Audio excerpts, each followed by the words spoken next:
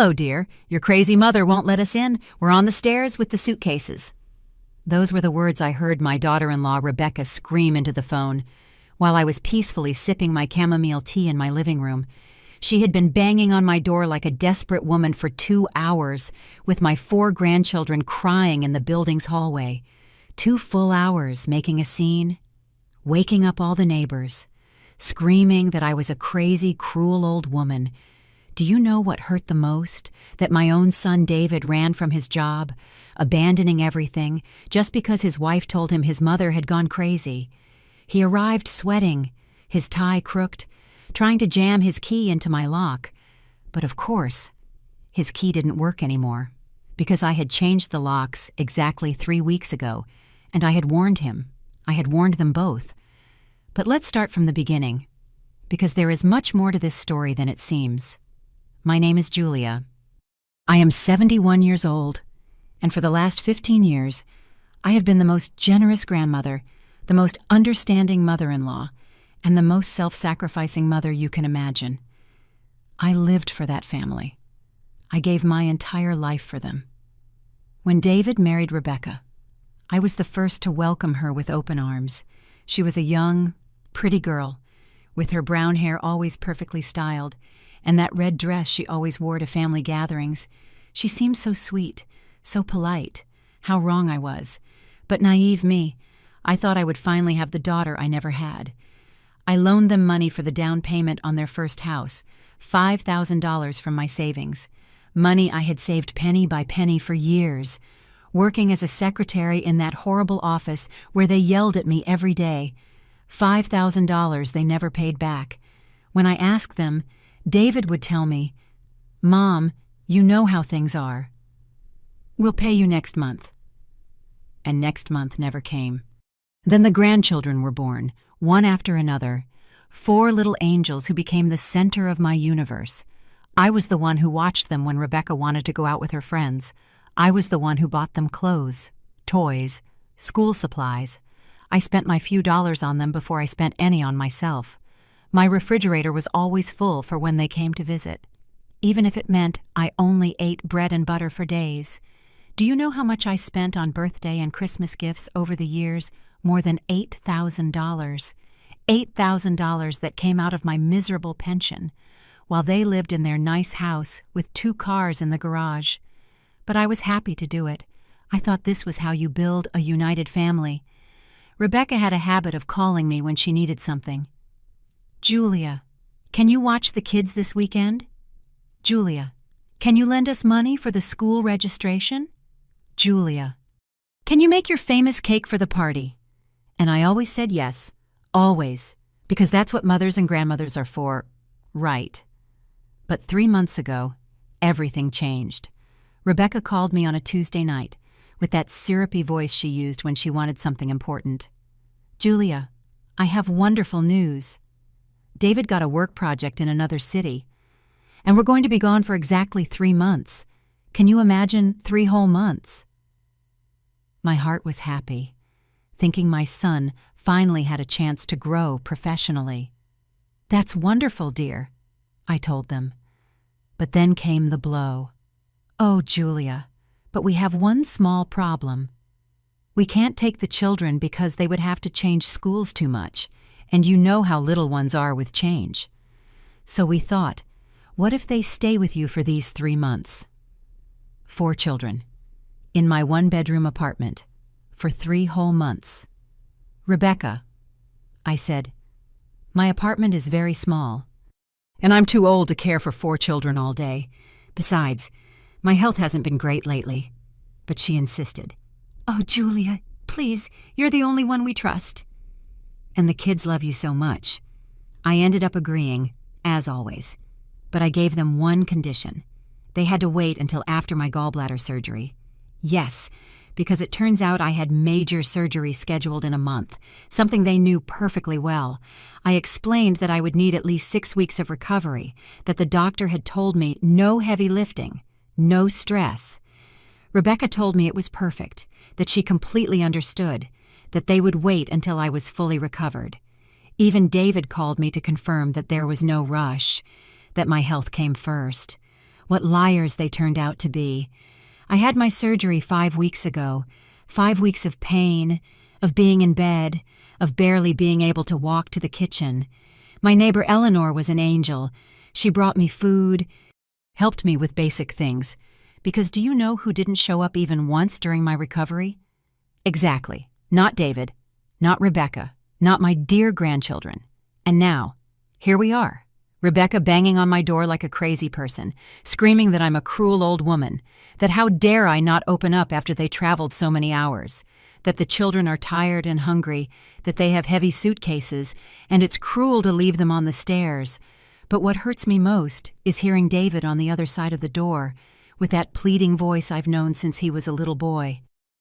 "Mom, please, open the door. We just want to talk to you." The kids are scared. But you know what? For the first time in my life, I'm not going to open that door.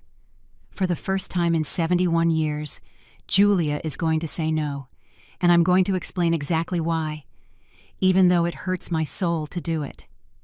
From my window, I see them down there on the building staircase. Rebecca, with her hair perfectly combed as always, wearing that green dress that looks so good on her, holding a giant suitcase. The 4 children are sitting on the steps. The smallest one is only 3 years old, and he's crying. David paces back and forth, running his hands through his hair, desperate because his key doesn't work. Do you want to know why I changed the locks? Because exactly 1 month ago, when I was still in bed recovering from my surgery, David and Rebecca came to my apartment. I thought they were finally coming to visit me, to ask how I was, if I needed anything, how naive I was. They walked right in, David with his key, and went straight to inspecting my apartment. Yes, you heard me. They were checking every corner, measuring spaces, moving my furniture. Rebecca opened my closets, checked my refrigerator, even opened my dresser drawers. David was measuring the rooms with his phone. "What are you doing?" I asked from my bed, still in pain from the surgical staples. "Oh, Mom, don't worry," David said. "We're just seeing how to best arrange things when we come with the kids. Rebecca needs to know where she's going to put her things." Her things, Rebecca was going to bring her things to my apartment, but it was only for 3 months. Why did she need to bring so many things? Rebecca explained, with that fake smile of hers, that since they would be here for so long, she needed to bring her clothes, her beauty products, and some furniture to make the children comfortable. Some furniture. It turns out some furniture meant completely replacing my living room set, my sofa, where I've watched television for 10 years, where I cried when my husband died, where I sewed my grandchildren's clothes. That sofa had to go to the basement because it wasn't appropriate for children. My dining table, the one my mother gave me 30 years ago, also had to be stored because it was too delicate. Rebecca had made a complete list of everything that had to change in my own home. My own home. The bed in my bedroom had to be moved to the living room because she and David would need the master bedroom. I would sleep on an air mattress in the living room, along with the 4 children. An air mattress. Me, at 71 years old, with back problems, freshly operated on. I was going to sleep on an air mattress in my own living room, but Rebecca had an explanation for everything. "Julia, you understand we need privacy. Besides, at your age, you don't need this much space anymore." That sentence stuck in my heart like a knife. At your age, you don't need this much space anymore. As if being older meant my comfort, my dignity, my things were no longer important, as if I were a burden in my own home. But the worst came after. David pulled some papers out of his pocket. "Mom, we need you to sign this." Judith. "It's just a document that says we can make decisions about the apartment while we're here. You know, in case there's an emergency or we need to make some repairs." Make decisions about my apartment. My apartment that I bought with money from my job, that I paid off over 20 years, where all my memories are, my photos, my late husband's things. They wanted me to give them legal power over my home. I told them no, that I needed time to think, that I had just gotten out of the hospital and couldn't make important decisions. Rebecca made that face she makes when she doesn't get what she wants, like a spoiled child. Oh, Julia. But we need to get organized. We already bought the tickets. We already arranged everything with David's work. They already bought the tickets, without asking if I was recovered, without confirming if I still agreed. That's when I realized that my opinion meant nothing to them. I was just the convenient grandmother, the one who solves problems without asking questions. That night, after they left, I cried like I hadn't cried since my husband's funeral. I cried for my naivety, for all the years I believed they valued me, for all the times I put their needs before my own. I cried because I realized that to my own son, I was just free labor. The next day, I called the locksmith. I changed all the locks on my apartment. When David asked me why I had done it, I told him the truth. Because this is my home, and no one is coming in here without my permission. Not even you. He got very angry. He yelled that I was overreacting, that I was acting crazy, that they just wanted to help me not be alone.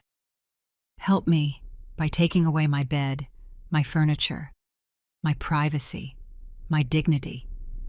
That was help. Rebecca was worse. She called me crying, saying I was a cruel mother-in-law, that how could I do this to my own grandchildren, that they had counted on me, that they had already made all the arrangements, that because of me, the children wouldn't be able to be with their father during these 3 important months for his career. A lie. It was all a lie. Because later I found out from my neighbor Eleanor, whose sister works at the same company as David, that he didn't have any special project. He had simply decided to rent their house for 3 months to earn extra money.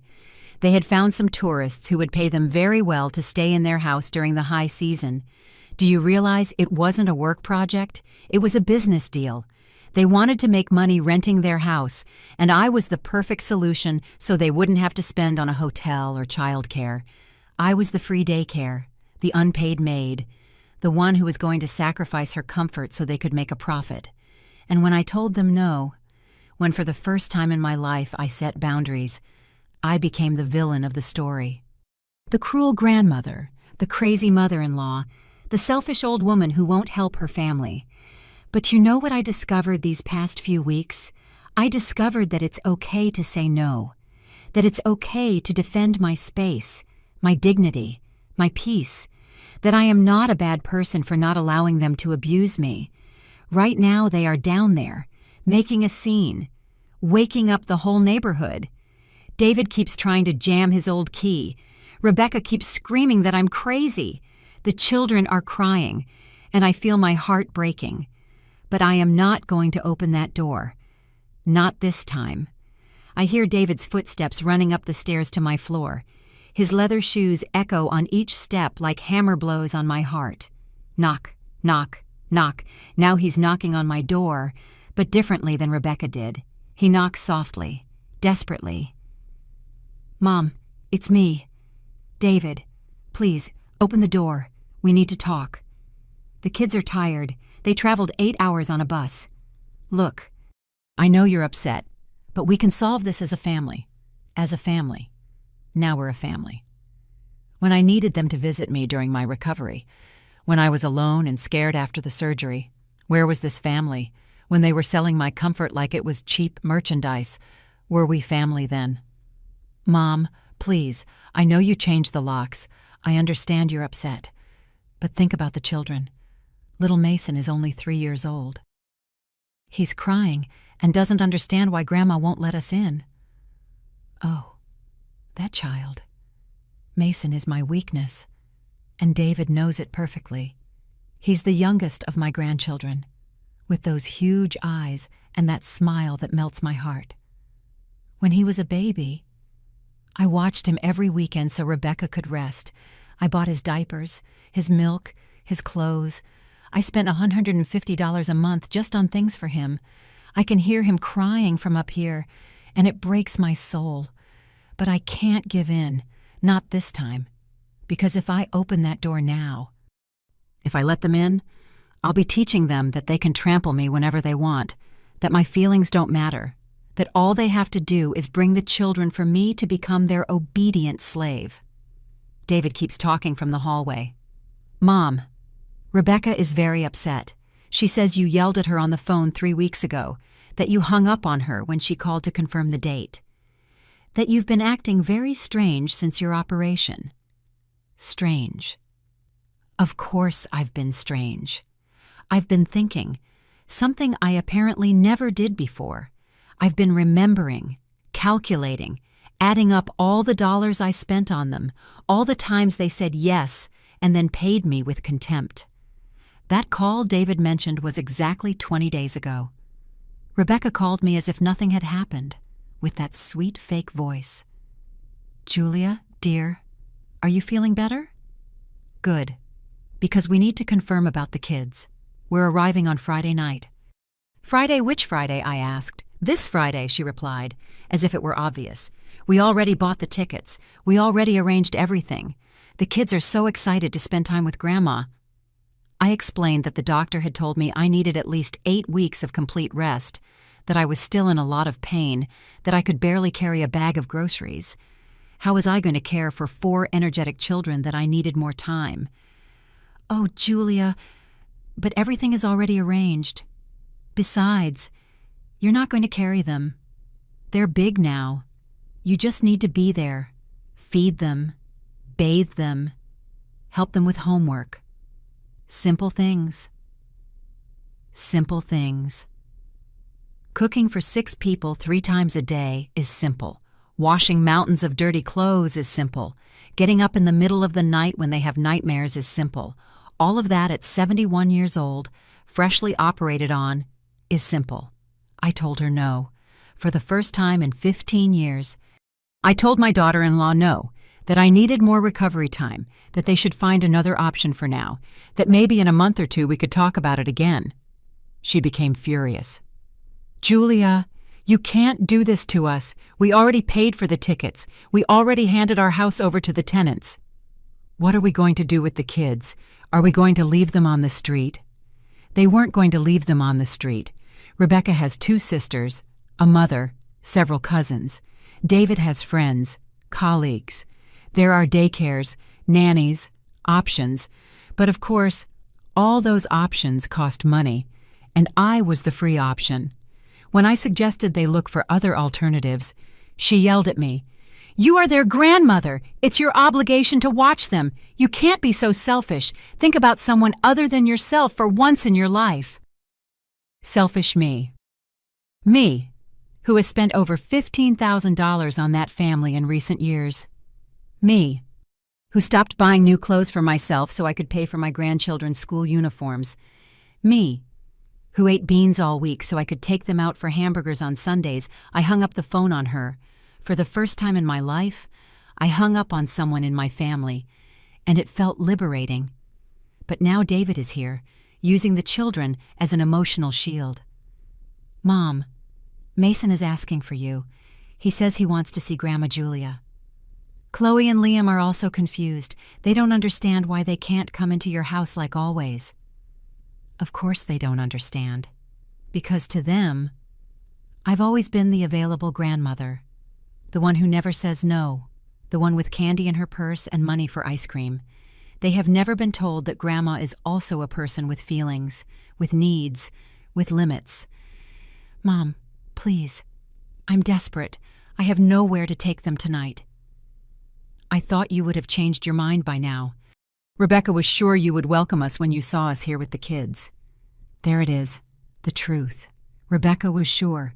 They bet on my emotional weakness. They came without notice, without confirming, because they knew that if they presented me with a done deal, I wouldn't have the heart to say no. They correctly calculated my love for the grandchildren, but they underestimated my exhaustion with being treated like an object.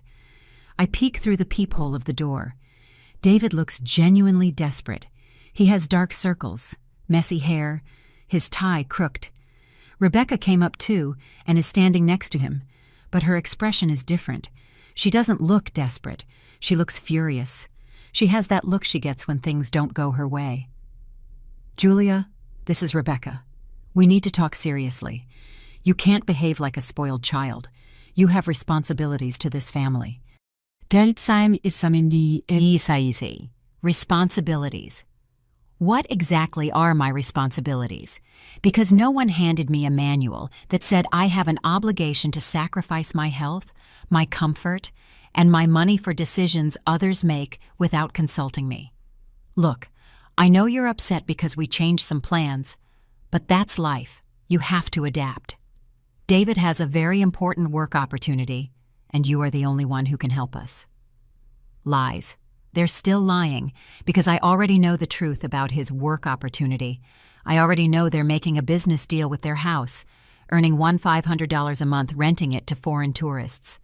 Money they are going to save while I spend my savings feeding and caring for their children. Julia, open this door right now. The children are tired, hungry, and scared. If you don't open in 5 minutes, I'm going to call the police. And I'm going to tell them that an elderly woman is endangering 4 minors. The police. She's threatening to call the police on me. Because I won't open my own house. Because I refuse to be invaded without my consent. David tries to calm her. Rebecca, please. Don't say that. Mom, she's not serious. We're just desperate.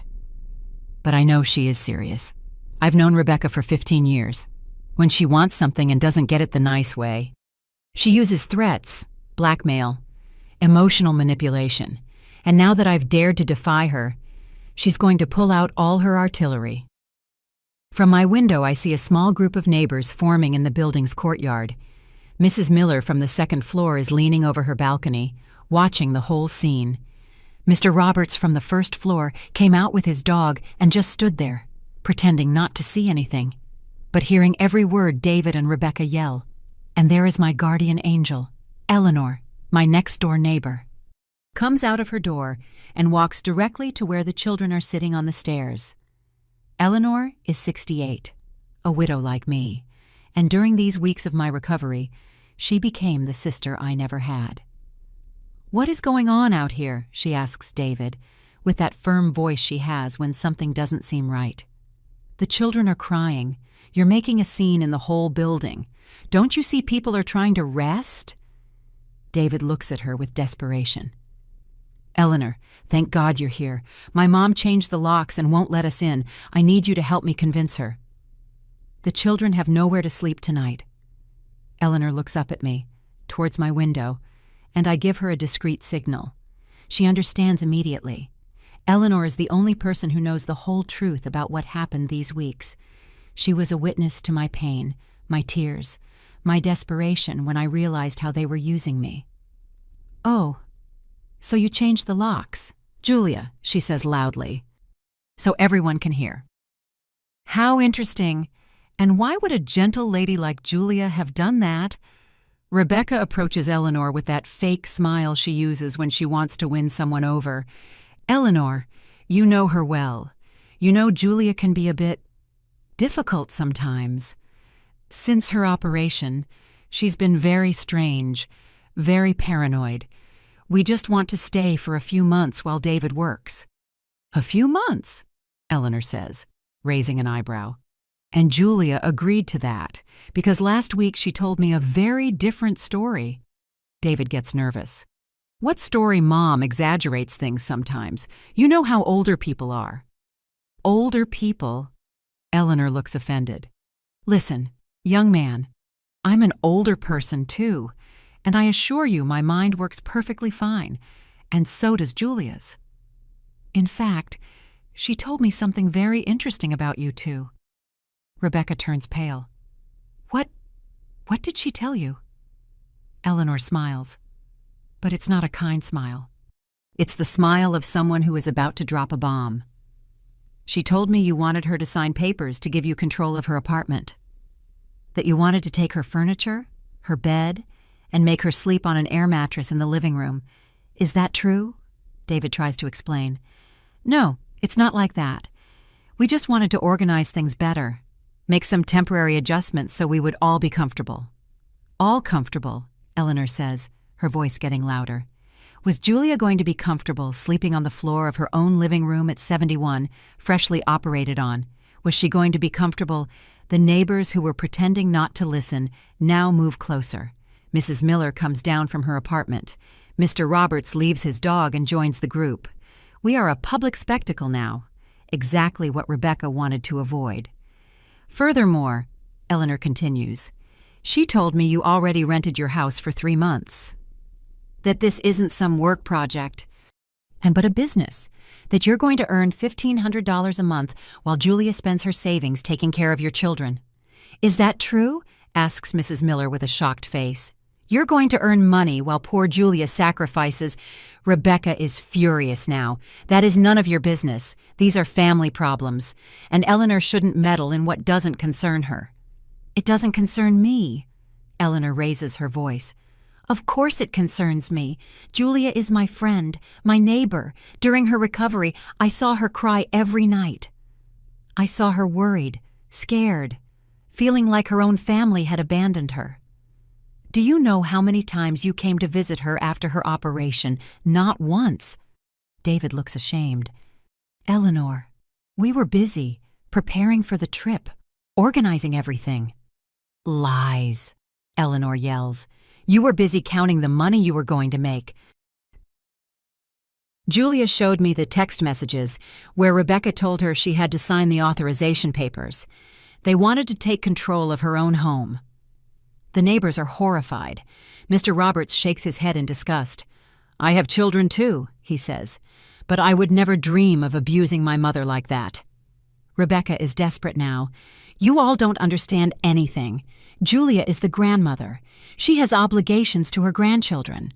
Obligations, says Mrs. Miller. A grandmother's only obligation is to love her grandchildren, not sacrifice her health and her money for the whims of irresponsible parents. Julia, Rebecca yells towards my window, get down here right now. Stop behaving like a child. These are your grandchildren and they need a place to sleep. But now I'm not alone. Now I have support. I have witnesses. I have people who understand my situation. I feel stronger, more confident. I open my window completely and lean out. Rebecca, David. Rebecca. I told you very clearly 3 weeks ago that I couldn't receive you yet, that I needed more recovery time. You decided to come anyway, without my permission, betting that I wouldn't have the courage to say no. But they are your grandchildren, Rebecca screams. You can't leave them on the street. I am not leaving them on the street. You brought them here without notice. You made that irresponsible decision, and you have to find the solution. David looks at me with those little boy eyes he used when he wanted something impossible. Mom, please, I promise this time will be different. We won't ask you for money. We won't bother you. We just need a place to stay. Like the time you promised you would pay me back the $5,000 in 6 months, I yell. Like the time you promised you only needed me to watch Mason for a few hours and you disappeared for the whole weekend. The neighbors are getting more and more indignant. Eleanor has her arms crossed and an expression of total fury. Julia, you don't have to justify yourself to anyone. This is your house, and you decide who comes in and who doesn't. Mr. Roberts nods. Absolutely. And if these young people don't understand that, maybe they need us to explain it to them better. Rebecca realizes she is losing the battle of public opinion. She changes strategy and starts to cry. Please, Julia, you don't know how desperate I am. David and I really need these 3 months. It's a unique opportunity for us. A unique opportunity to make easy money while I sacrifice myself, I think. But I'm not going to fall for her crocodile tears anymore. If you really need these 3 months, find another solution. Rent an apartment. Stay in a hotel. Ask other relatives for help. But you are not going to solve your problems at the cost of my health and my peace. David is desperate now. Mom, what do we have to do for you to forgive us? Tell me what you want, and we'll do it. What do I want? I want you to respect me. I want you to understand that I am a person, not a free employee.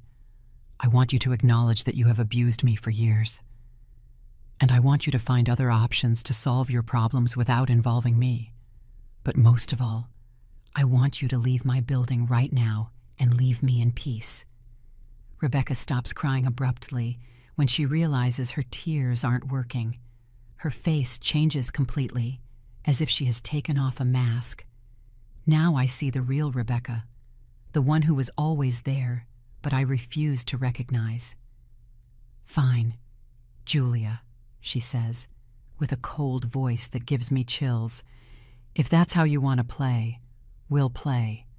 David, call your cousin Arthur, the lawyer." Arthur, the lawyer. My heart speeds up. Arthur is the son of my late husband's sister, an ambitious guy I never liked. Since he was little, he had that calculating look, as if he was evaluating how much money he could get from you. "Why do you want to call Arthur?" David asks nervously. "To prove to your mother that she cannot abandon her grandchildren this way. We are going to prove that she is mentally unstable, that she is not fit to make important decisions. An elderly person who leaves 4 small children on the street clearly needs psychiatric help." The neighbors look at each other in horror. Mr. Roberts takes a step forward. "Miss, that is a very serious and completely false accusation." Eleanor is furious. "Rebecca, how dare you? Julia is the most sane and sensible person I know. You are the one acting irrationally, showing up unannounced and demanding to be let in." Rebecca ignores her completely. "David, dial Arthur's number. We need to document all of this. Your mother's irrational refusal to help her family, her paranoid behavior changing the locks, her abandonment of the grandchildren. Abandonment. I am abandoning my grandchildren. The person who has spent over $15,000 on these children in recent years is abandoning them because she refuses to be abused." David is trembling. "Rebecca, I don't think this is a good idea. Mom isn't abandoning anyone. She's just upset." "Of course it's a good idea," Rebecca yells. "Your mother is behaving like a lunatic. Look at these children. She is traumatizing them." I look down and see my 4 grandchildren. Mason, the little one, is crying silently, hugging his suitcase. Chloe, 6 years old, has that confused look kids get when they don't understand why the adults are screaming. Liam, 8 years old, is trying to comfort his younger brother. And Sophia, the oldest at 10, is looking directly at me with an expression that breaks my heart. These children are not to blame for anything. They didn't decide to come here unannounced. They didn't know their parents were using my illness as an excuse to make easy money. They only know that Grandma, who had always welcomed them with open arms, now has the door closed. But I can't give in. If I give in now, if I open that door out of pity for the children, I'll be teaching them that emotional blackmail works. I'll be telling them that it's okay to abuse older people if you use children as a shield. Eleanor comes up the stairs to my floor and knocks gently on my door. "Julia, it's me. Are you okay?" "I'm fine, Eleanor. Thank you for supporting me.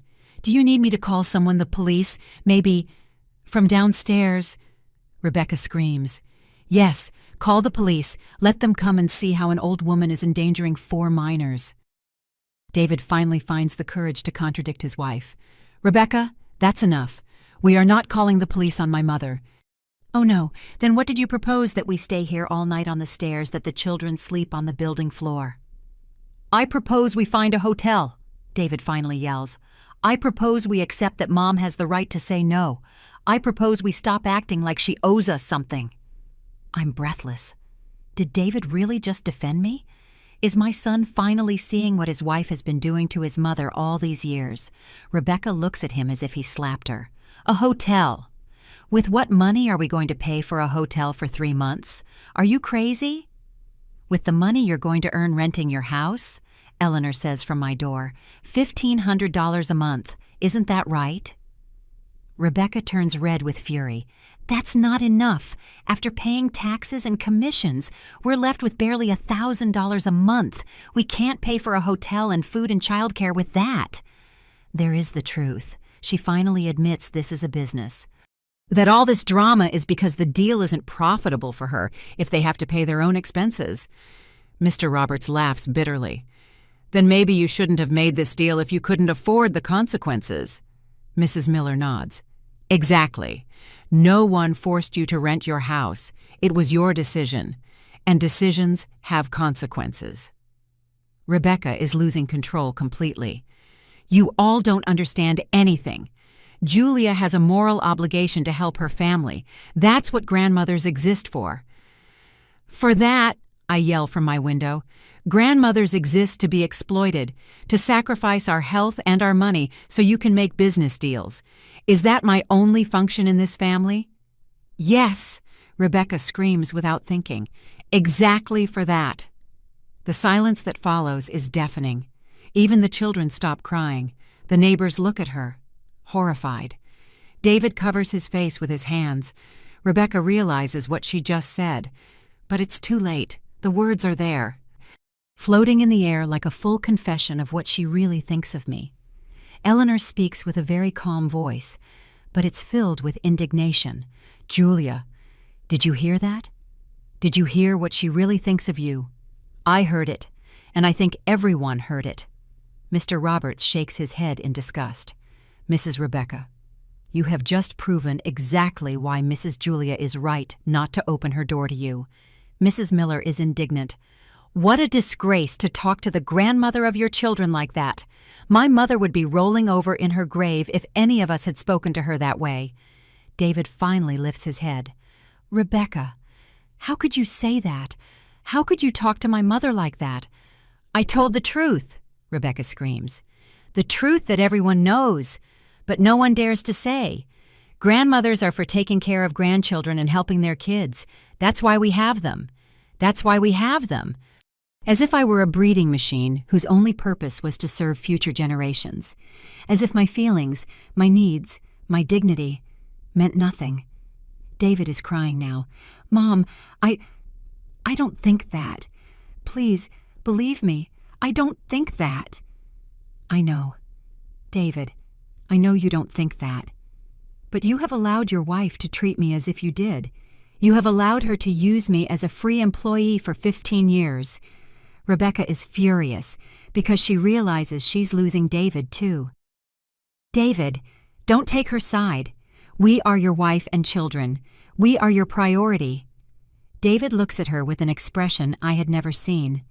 Rebecca, my mother is my family too. And you just admitted that you see her as an object to be used when it's convenient for us. Exactly, says Eleanor, and Julia has every right to protect herself from that abuse. The children are seeing all of this.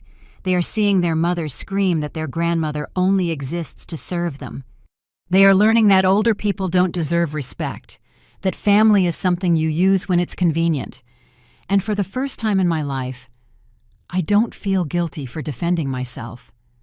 Suddenly, I hear fast footsteps coming up the stairs, a male voice I recognize immediately. Arthur. David really called him. My heart speeds up because I know Arthur isn't coming as a concerned relative. He's coming as a lawyer with very clear intentions. Where is the emergency? Arthur asks, arriving on the second floor, with his briefcase in hand and that fake smile that has always given me chills. Ah, Aunt Julia, what's going on here? Aunt Julia, he hasn't called me that in years, only when he wants something. The last time was 2 years ago, when he asked me to lend him $3,000 for a business deal that never panned out. Money that, of course, he never paid back. Rebecca approaches him immediately. Arthur, thank you for coming so quickly. We need your professional help. Julia is acting irrationally, endangering the children. Eleanor comes down the stairs and plants herself in front of Arthur. And you are? I'm Arthur Rivera, attorney, and relative of Mrs. Julia. May I ask who you are? I'm Eleanor, neighbor and friend of Julia, and a witness to everything that has been happening here. Arthur takes a notebook out of his briefcase. Perfect. Then you can testify about my aunt's erratic behavior. Have you noticed changes in her personality lately? Episodes of confusion, paranoia, aggression? Eleanor laughs, but it's not a happy laugh. Erratic behavior. The only erratic thing I've seen is a 71-year-old woman defending her dignity against a family that wants to abuse her. Arthur ignores her response and turns to David. Cousin, explain to me exactly what is happening. Why won't your mother let you into her house? David looks uncomfortable. Arthur, maybe this isn't necessary. Mom has her reasons to be upset. Her reasons? Rebecca interrupts immediately. Her reasons are that she's gone crazy. She changed the locks without warning. She's leaving us on the street with 4 small children. Arthur jots something in his notebook. Interesting. Sudden change of locks. Refusal to allow entry to direct family members. Lack of consideration for the well-being of minors. That's a lie, Eleanor yells. Julia changed the locks because they wanted to take her bed, her furniture, and make her sleep on the floor of her own house. Arthur looks at her like she's crazy. Ma'am, please, do not interfere with my professional evaluation. Professional evaluation. Mr. Roberts steps closer. Young man, you are not a doctor or a psychiatrist. You're a lawyer. By what authority are you evaluating someone's mental health? Arthur stiffens. I have experience in cases of seniors with cognitive decline, and what I am seeing here are clear signs that my aunt needs professional help. From my window, I shout. Arthur, what signs? The sign that I refuse to be abused? The sign that I'm defending my home from invaders? Aunt Julia, come down so we can talk civilly. Your behavior is scaring the children. I am not coming down. And the ones scaring the children are you? With your screams and threats. Arthur sighs theatrically. Auntie, your refusal to cooperate only confirms my suspicions. A rational person would want to resolve this situation for the good of the grandchildren. A rational person? A rational person would allow them to turn her into a free servant in her own home, to steal her bed, her privacy, her dignity. Eleanor is furious. Mr. Lawyer, before you continue defaming my friend, you should know all the facts. Did you know these two rented out their house to make money? That they came here without permission after Julia told them clearly she couldn't receive them? Arthur looks surprised for a moment, but recovers quickly. That's irrelevant. What's relevant is that there are 4 minors in a state of helplessness because their grandmother is irrationally refusing to give them shelter. They are not helpless, I shout. They have parents. Parents who made irresponsible decisions and now want me to pay the consequences. Mrs. Miller nods vigorously. Exactly. The children have parents perfectly capable of finding them a hotel. Arthur looks at her with disdain. Ma'am, please. We are talking about a serious legal matter. We don't need the opinion of... Of what? Mr. Roberts looks offended. The opinion of respectable neighbors who know the situation better than you. Arthur is realizing he doesn't have the support he expected. He changes tactics. Aunt Julia, be reasonable. We only want what's best for you. If you're going through a difficult time emotionally, there are professionals who can help you. Professionals? You mean the doctors who will declare me crazy so you can take over my apartment? No one wants to take over your apartment. Auntie, we just want to make sure you are making sensible decisions. Eleanor laughs bitterly. What a coincidence that you want to make sure of that right now, when Julia refused to be your free employee. Arthur is getting nervous. Ma'am, I must ask you not to interfere with... I interfere wherever I please, Eleanor yells. This is my building too, and I will not allow you to abuse my friend. David finally speaks, his voice tired. Arthur, I think this was a mistake. My mom isn't crazy. She's just hurt, and she has a right to be. Rebecca glares at him. David, you can't take her side now. I'm not taking anyone's side. I'm acknowledging that we have treated my mother poorly. Arthur sees he's losing control of the situation. David, think carefully. If your mother really is mentally fine, why would she be leaving her own grandchildren on the street? Because they are not her responsibility, says a new voice. We all turn and see an elegant woman, in her 40s, coming up the stairs. It's Susan, Rebecca's younger sister. Susan! Rebecca looks surprised and alarmed. What are you doing here? I came because David called me. Desperate. Asking for help. And when I got downstairs and heard the screaming, I decided to come up and see what exactly was happening. Susan looks around, assessing the scene, her sister screaming, the children crying, the neighbors outraged, Arthur with his notebook as if he's about to arrest someone. Rebecca, "What the hell are you doing?" she asks in a cold voice. "I'm defending my family. Julia refuses to take care of her grandchildren." Susan approaches the children and hugs them. "You poor things. How long have you been out here on these stairs?" "2 hours," says Sophia, the oldest, in a trembling voice. 2 hours. Susan looks at her sister in horror. "You've had these children on the stairs for 2 hours," screaming, "It's Julia's fault. She won't let us in." Susan looks up at my window. "Mrs. Julia, please excuse my sister's behavior.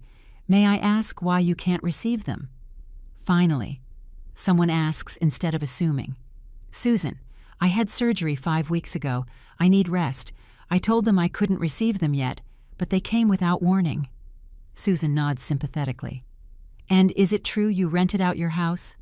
"Yes, it's true, for $1,500 a month." Susan turns to Rebecca with an expression of total fury. "You rented the house, and you wanted to leave the children with a woman who just had surgery. Seriously." Rebecca looks trapped now that her own sister is here. "Susan, you don't understand the whole situation. Julia has always watched the kids. It's like second nature to her." "Second nature?" Susan is getting more and more indignant. Since when is taking care of 4 children second nature for a 71-year-old woman who just had surgery? Arthur tries to intervene. "Excuse me, miss, but this is a legal matter now. I am evaluating my aunt's mental capacity." Susan looks at him like he's an insect. "You are whose lawyer? Exactly Rebecca's David's. Or are you here as a concerned relative? I am here because I am concerned for the well-being of my aunt and these children." "Your aunt is perfectly fine. The only ones creating a problem are you, showing up unannounced and demanding entry into someone else's home." "It's not someone else's home," Rebecca says desperately. "It's their grandmother's house." "Their grandmother's house," Susan corrects. "Not your house. She has every right to decide who enters and when." Eleanor smiles for the first time all night. Finally, someone with common sense. Susan kneels in front of the children. "Babies, did you know that Grandma Julia just got out of the hospital?" Sophia, the oldest, nods. "Yes, Mom told us Grandma was sick, but that she was better now." "And did she explain why you were going to stay with her for so long?" "No," says Liam, the 8-year-old. "She just said we were going to spend time with Grandma while Dad worked." Susan looks at Rebecca with eyes of fire. "You lied to them. You made them believe this was a vacation." "I didn't lie. I just told them what was necessary so they wouldn't worry." "What was necessary?" Susan is furious. "What was necessary was not telling them they were going to live at their grandmother's house for 3 months while you made money." Arthur tries to regain control. "Miss, please, don't complicate the situation further. The important thing now is to resolve where these children are going to sleep." "That's easy," Susan says, standing up. "At my house." "At your house?" Rebecca looks alarmed. "Susan, you have your own life, your job." "Exactly. I have my own life and my own job. But unlike you, I am not going to leave 4 children on the stairs of a building." Susan takes out her phone. "I'm calling a large taxi. Kids, pick up your things. You're coming with me tonight." "No." Rebecca stands in her way. "You can't take my children." "Oh, no. You prefer they sleep on the street." David finally reacts. "Rebecca, accept Susan's help. The children need a safe place to sleep." But Rebecca is losing total control. This wasn't the plan. The plan was for Julia to watch them. That's what grandmothers are for. Susan looks at her with disgust. The plan was to exploit an elderly woman recovering from surgery so you could make easy money. Eleanor applauds. "Bravo!" Finally, someone says it like it is. Arthur realizes his strategy isn't working. "Aunt Julia, please come down. We can reach a civilized agreement." "There is nothing to agree on, Arthur. And stop calling me auntie like we're close family. You only look for me when you need something." The neighbors laugh. Mr. Roberts nods. "Mrs. Julia, you stand firm. Don't let them manipulate you." Mrs. Miller yells from her balcony. "Julia, the whole block is on your side. Don't give in.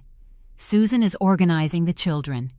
Come on, little ones, grab your bags. At Aunt Susan's house, there are comfortable beds, and tomorrow we'll have pancakes for breakfast."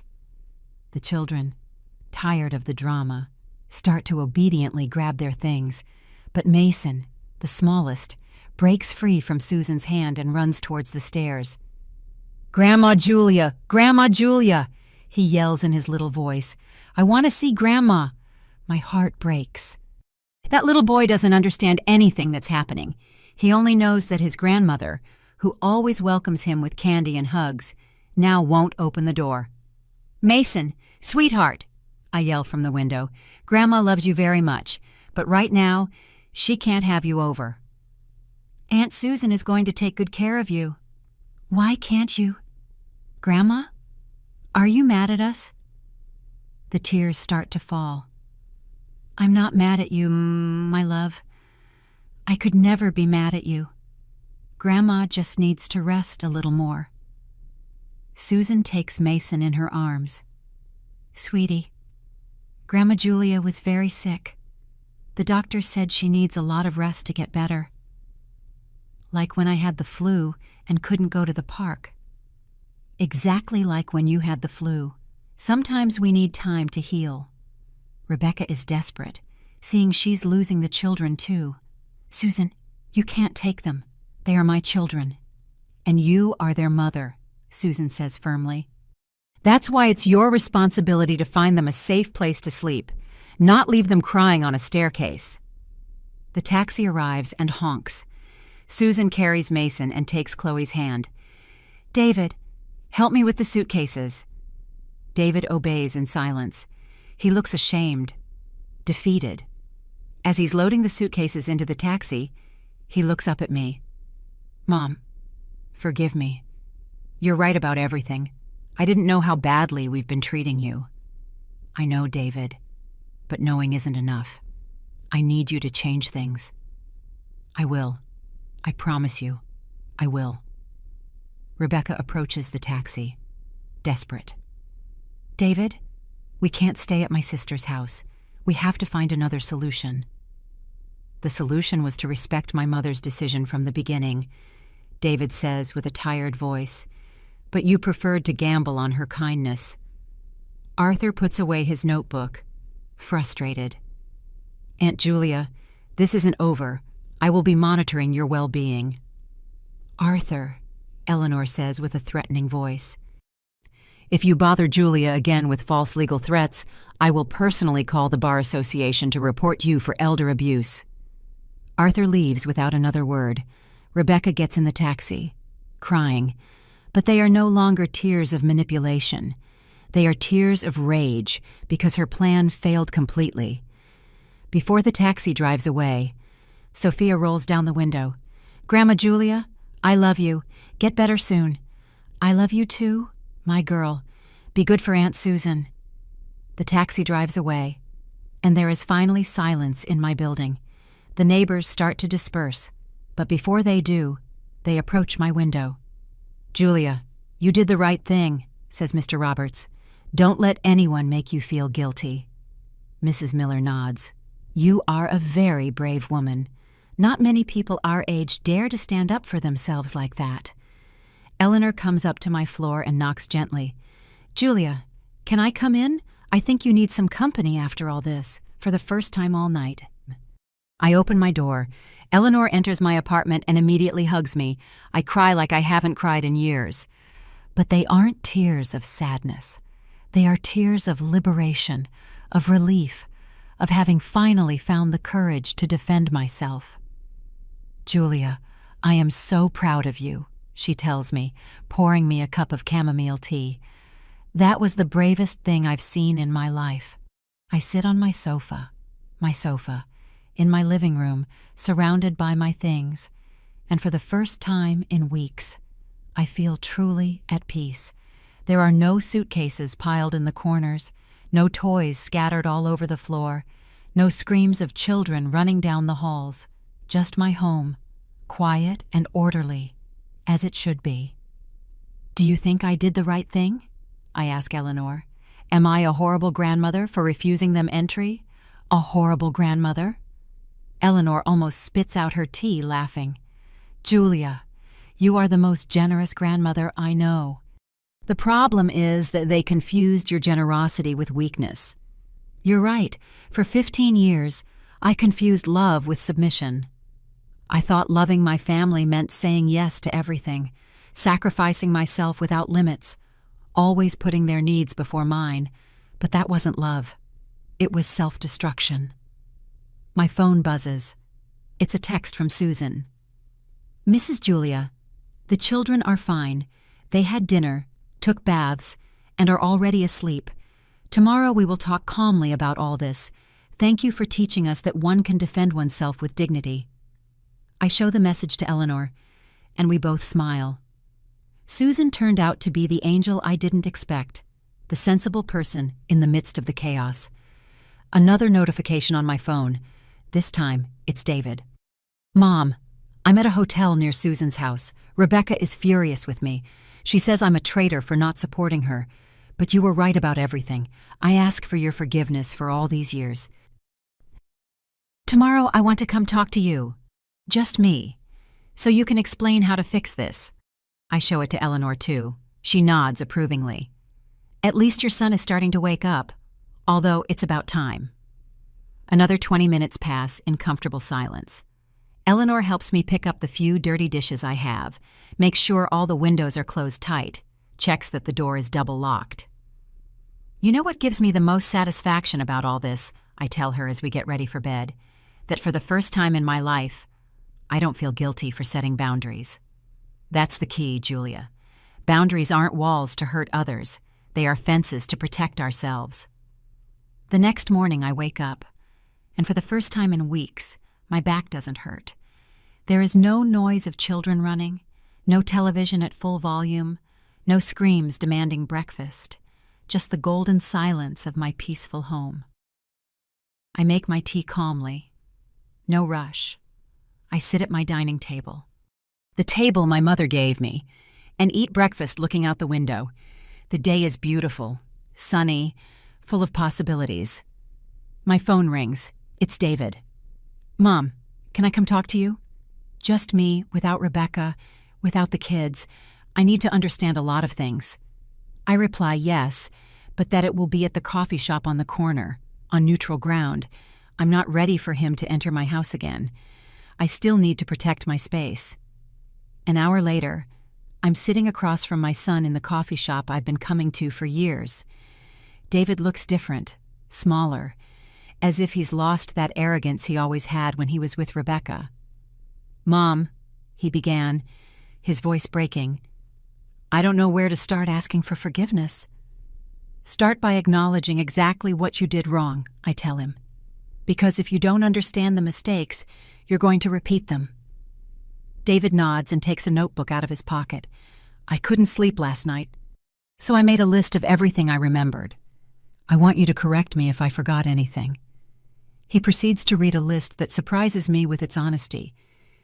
The $5,000 we never paid back. The expensive gifts we expected every birthday and Christmas. The times we disappeared for entire days, leaving you with the kids without notice. The comments about your age, about what you should do as a grandmother. But the worst, he continues, with tears in his eyes, was that we treated you like an employee instead of like my mother, as if your only value was what you could do for us. Exactly, I tell him. That was the worst, not the money, not the exhaustion, but feeling that to my own family. I wasn't a whole person, just a function. David is crying openly now. Mom, how can I fix this? What do I have to do to earn back your trust? First, I explain. You have to recognize that you can't stay married to someone who sees me as an object. Rebecca is not going to change. David. She proved that clearly last night. David is quiet for a long time. I know, he says finally. I've known for years, but I didn't want to admit it. Rebecca has always been manipulative, but I thought it was just with me. It's not just with you. It's how she sees the world. She genuinely believes that older people exist to serve her. Second, you need to establish clear boundaries with her about how she will treat me. If she cannot respect me as a person, then she cannot be part of my life. And the children, he asks, his voice broken. Are you not going to see your grandchildren anymore? David, I love those children more than my own life, but I cannot continue to be their slave grandmother. If you want me to have a relationship with them, it has to be on terms of mutual respect. What does that mean? Exactly. It means visits are scheduled in advance, that no one shows up unannounced demanding I watch them. It means that if you need a babysitter, you ask me respectfully if I can, and you accept my answer, whether it's yes or no. It means I am not your free childcare service. David nods. I understand. Anything else? Yes.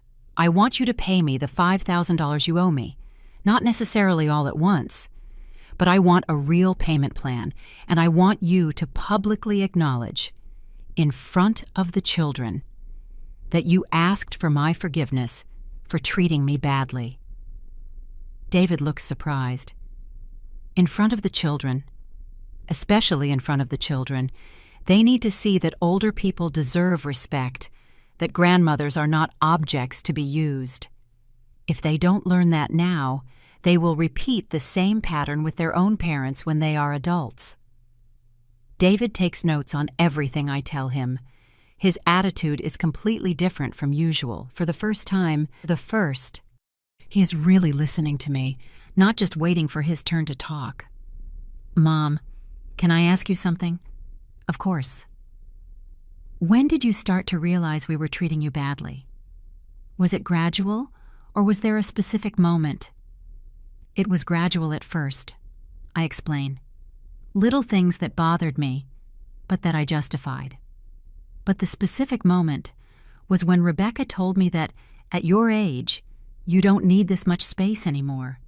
That's when I understood that to her, I wasn't a whole person, just a nuisance that had to be tolerated. David covers his face with his hands. My God, Mom, did she really say that to you? She said that and much more.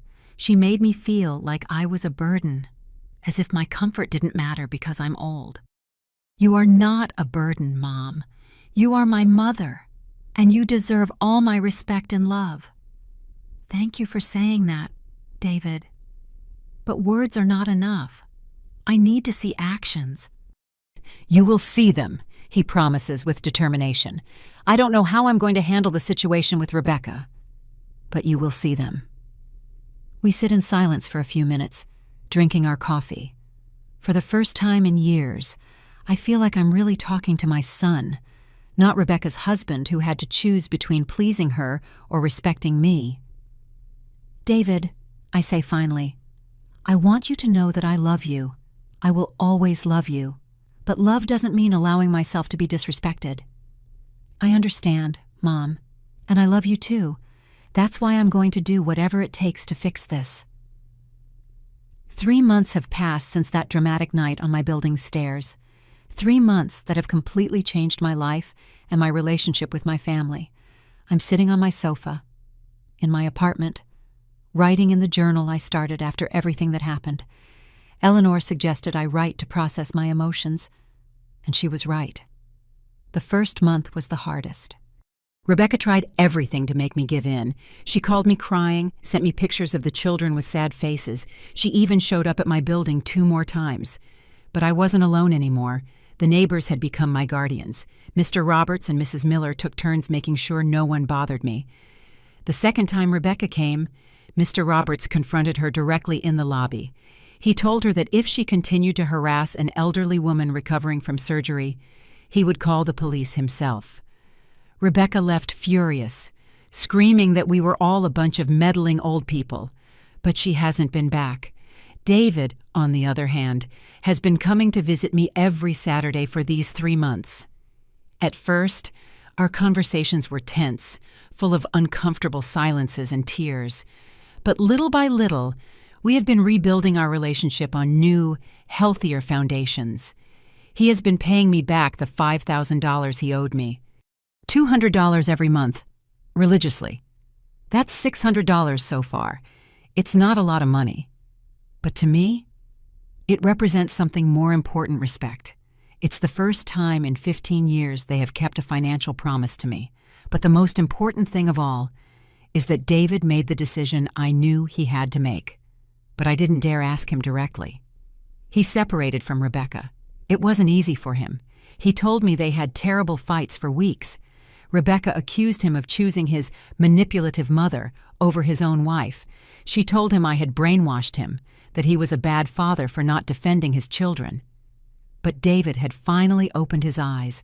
The straw that broke the camel's back was when Rebecca tried to use Arthur to prove I was mentally incapacitated.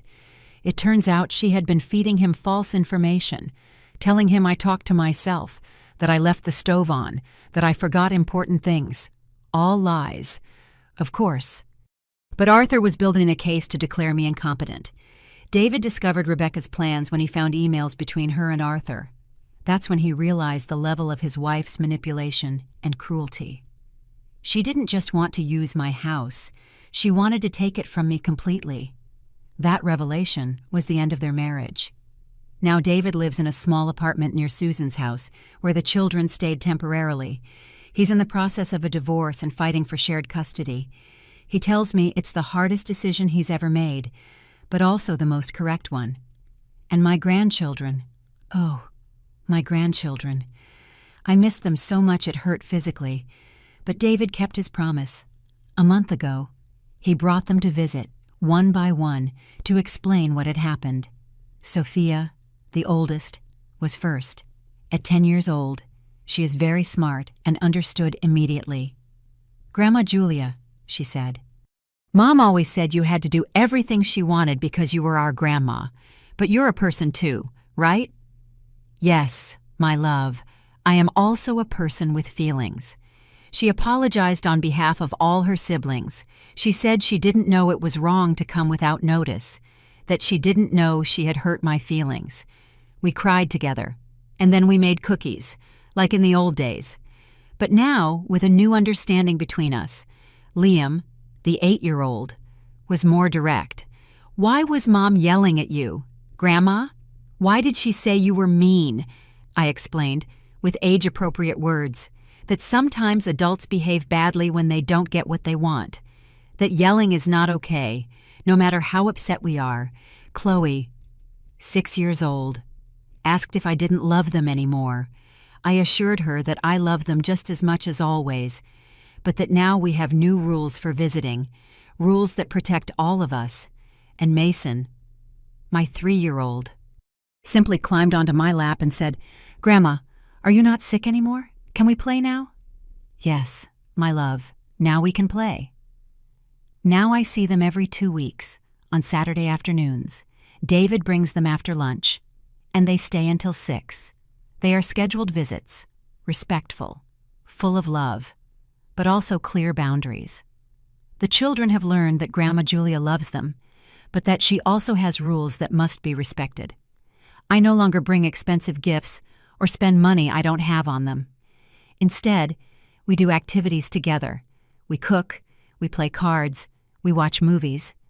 I have taught them that love isn't measured in dollars spent, but in quality time shared. Rebecca tried to sabotage these visits at first. She told the children I was mean, that I didn't love them, that their dad had abandoned her because of crazy grandma. But the children don't believe her anymore. They have seen the difference between the calm, loving visits with me and the constant drama from their mother. Last week, I received an unexpected call. It was Susan, Rebecca's sister. "Mrs. Julia," she said, "I wanted to thank you for what you did that night." "Thank me for what?" "Because you taught us all that it's okay to say no, that it's okay to defend yourself, that love doesn't mean letting people abuse you." She told me that after seeing how I stood up for myself, she also set boundaries with Rebecca. She told her she could help with the children temporarily, but she would not allow Rebecca to treat her like a free employee, that if she wanted help, it had to be with respect and gratitude. She also told me that other relatives had started to stand up to Rebecca. Apparently, I wasn't the only one she manipulated and exploited. It was a pattern that had been going on for years, but no one had dared to confront her until they saw me do it. David confirmed this information. He told me Rebecca's family was in shock because, for the first time, someone had not given in to her manipulations, that I had been an example that it was possible to fight back. It wasn't my intention to become an example for anyone. I just wanted to protect my dignity and my health. But apparently, when an older person stands up for themselves with firmness, it inspires others to do the same. Arthur, by the way, faced consequences for his false legal threats. Eleanor kept her promise and reported him to the Bar Association. He was officially reprimanded for attempting to intimidate a senior citizen with baseless legal proceedings. He doesn't even dare to greet me when we pass on the street. Now, 3 months later, I can honestly say I am happier than I have been in years. My apartment is my sanctuary again. I have quiet routines that no one interrupts. I read books. I watch my favorite shows. I cook for myself without rushing. Eleanor and I have become best friends. We have tea together every afternoon. We share books. We go to the market on Wednesdays. I have a rich social life that doesn't depend on being someone's helpful grandmother. My neighbors treat me with a new respect. Mr. Roberts tells me I'm the bravest woman he knows. Mrs. Miller tells me her own family problems and asks for my advice. I have become, without meaning to, a kind of counselor for older people who are being abused by their families. And my finances, for the first time in years, my finances are stable. I don't spend fortunes on unnecessary gifts. I don't lend money that won't be paid back. I don't pay for others' expenses. With the pension I receive and the monthly payments from David, I can live comfortably without financial stress. But the most important thing of all is that I have recovered my dignity. I no longer feel like an employee in my own life. I no longer accept disrespect for fear of losing my family's love. I have learned that true love does not require abusive sacrifices. This morning, David brought me a letter from Sophia, my oldest granddaughter. It says, "Dear Grandma Julia, thank you for teaching us that grandmothers are important people too. When I grow up, I'm going to treat my grandmother like you deserve to be treated. I love you very much. Sophia." I cried when I read that letter. I cried because I realized that my decision to defend myself didn't just save me. It also taught my grandchildren an invaluable lesson about respect and dignity. The sun is coming through my window, lighting up my quiet, orderly living room. In a few hours, David will be here with the children for our weekly visit. We're going to make popcorn and watch a movie together. It's going to be a perfect afternoon, full of love, but also mutual respect. And for the first time in my life, I don't feel guilty for being happy on my own terms. I am Julia. I am 71 years old, and I finally learned that it's okay to say no. That it's okay to set boundaries. That it's okay to defend yourself, and that it is never, ever too late to start respecting yourself.